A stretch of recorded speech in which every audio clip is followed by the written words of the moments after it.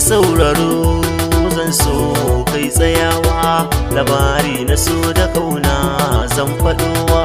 Bana mantawa wataran ina gun aikina, a kiran awaiya ya duba babu suna.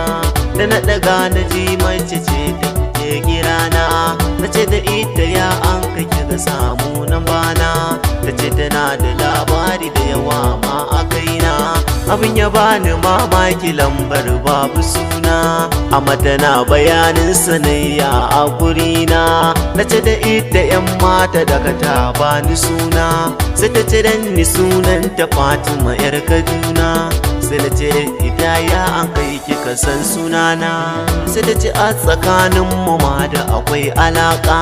Iko na yo tunani da nazari ban gano ba, maganar Allah kan da take yi ban gano ba.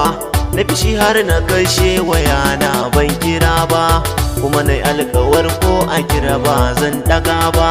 Hakan ya sa tunani gare ni bai tsaya ba, ashe tana ta kara kira na ne ban gani ba.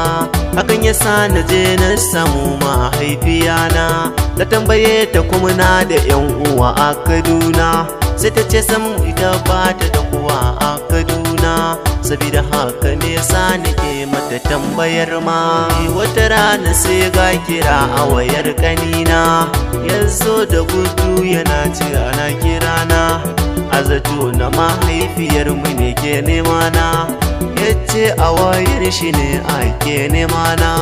Ana ta kiran nambar kuma babu suna, sai na ce ya kira wane ne ke nema na, domin in gane ku ba laifi na yau ba.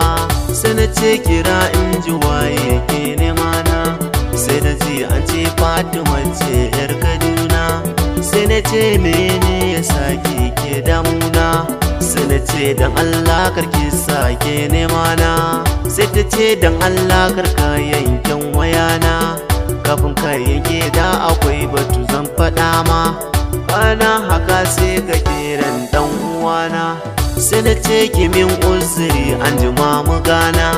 Sai na kira ta a wayana wata rana, dan na bayanai cikin fushi a kaina, za ta yi taimako a kaina ban sani ba. Magana take tabbaɗa raina bai so ba, magana take hankali na bai dago ba.